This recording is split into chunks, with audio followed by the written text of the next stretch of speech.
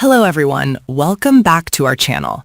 This is where seemingly perfect stories are dissected to their core, where every glance, every decision, and every silence in a film carries an unspoken secret. We don't just recount what happens on screen, but delve into the characters' motivations, internal conflicts, and the psychological consequences behind each choice.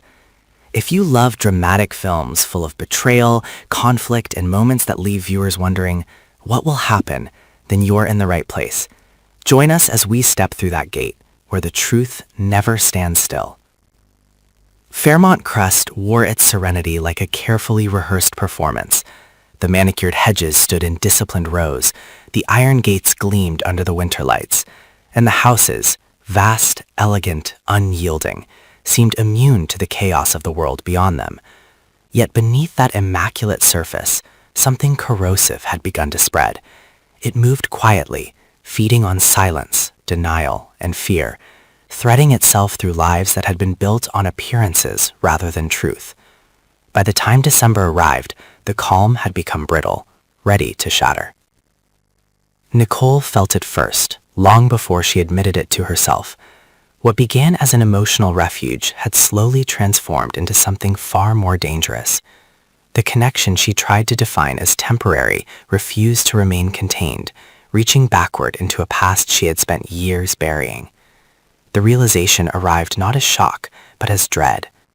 The fragments of memory aligned too perfectly, and the coincidences became impossible to ignore. The more she resisted the implications, the tighter they closed around her. Her anger was not explosive, but suffocating. It lived in her chest, pressing down each time she looked at her family, each time she saw the name Dupree etched into spaces that symbolized legacy and power. She had spent her life protecting that name, shaping herself into someone worthy of it. Now she understood that her silence might be the final betrayal, not only of others, but herself. The truth demanded a price, and Nicole knew she would be the one to pay it first. The deeper she examined her own motives, the more fractured they became. Part of her wanted the truth exposed, stripped of its disguise, no matter who fell with it. Another part clung desperately to the illusion that control was still possible. She told herself that timing mattered, that context mattered, that the damage could be minimized. But beneath those rationalizations lay fear. Fear of becoming the villain in her own family's history. Fear of confirming that everything she had built rested on a lie. Leslie's fury took a different shape. It had been fermenting in stillness, growing sharper with each unanswered question, each polite dismissal. Her silence was deliberate, a calculated withdrawal rather than submission. She observed, listened, and remembered. Every detail Ted assumed had been forgotten was carefully catalogued, every inconsistency preserved. What looked like restraint was in truth preparation. Leslie had crossed the threshold where forgiveness was even conceivable. The betrayal she carried was no longer emotional, but existential. It threatened her sense of self, her past decisions, and the future she once believed was secure.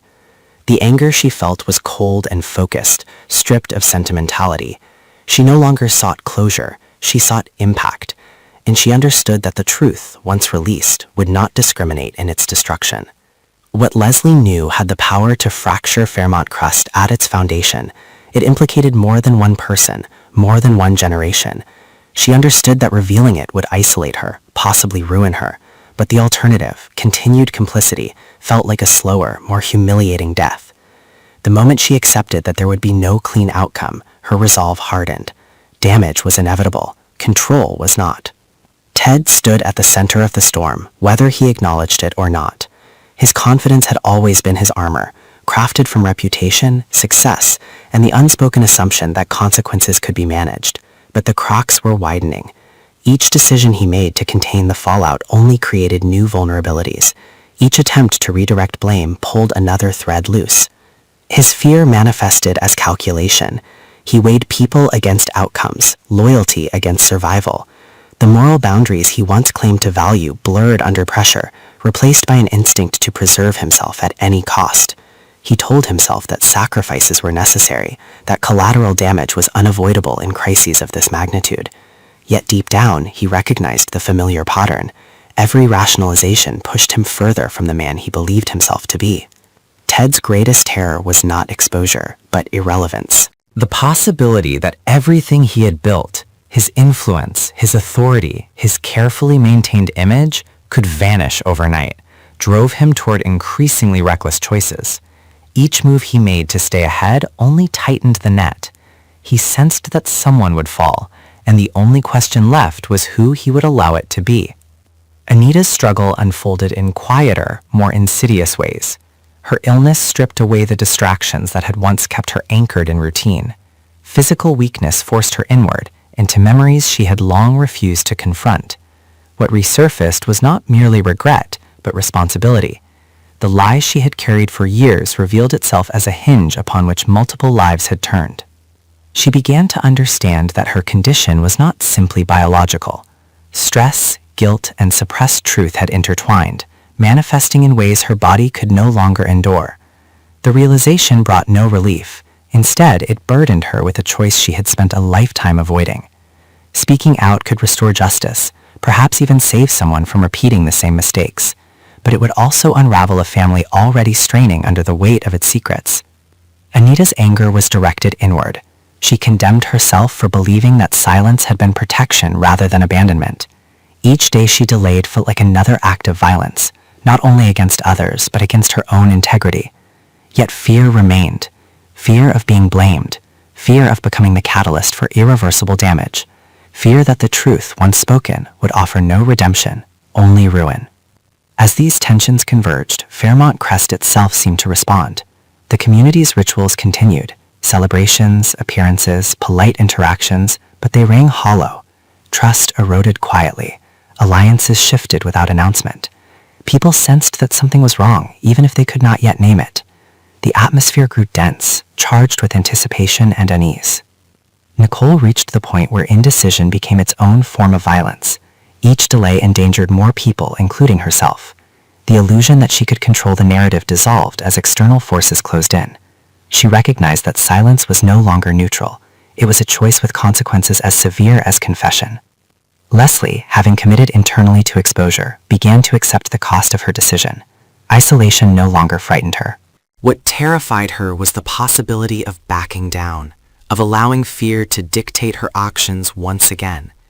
She prepared herself for retaliation, knowing that the truth would not be welcomed, only resisted.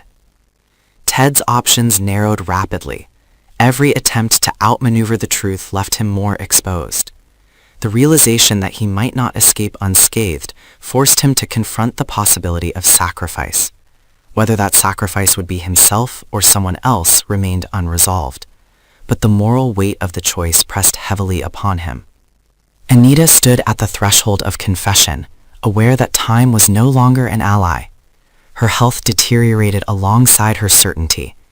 The truth demanded release, and the longer she resisted, the more destructive its eventual emergence would become. By the time the episode approached its end, no character remained untouched by the consequences of their own avoidance. They had each been driven to the edge by forces both external and internal, trapped between self-preservation and accountability. The walls they had built to protect themselves now serve as cages. Fairmont Crest, once a symbol of control and privilege, became the stage for an inevitable reckoning. The gates that promised safety now signified containment. And as the pressure reached its breaking point, it became clear that when the truth finally emerged, it would not simply expose secrets, it would redefine who survived them. As the episode draws to a close, Fairmont Crest no longer feels like a sanctuary, but a pressure chamber on the verge of collapse. Every secret held back has begun to rot from the inside, and every character now understands that silence is no longer protection, it is a weapon turned inward. The choices made in hesitation have narrowed their paths, leaving no space to retreat with consequence. What once seemed like personal struggles are now revealed as interconnected fractures, each one weakening the structure holding these lives together. Anger simmers beneath carefully controlled expressions, fear disguises itself as logic, and loyalty bends under the weight of survival. No one remains innocent, and no one stands untouched. As the gates of Fairmont Crest remain firmly closed, it becomes painfully clear that the real danger is not what waits outside, but what has been trapped within all along. When the truth finally breaks free, it will not arrive as a single revelation, but as a chain reaction, one decision igniting the next, until nothing familiar remains. And when that moment comes, the question will no longer be who is guilty, but who will be left standing when the fallout ends.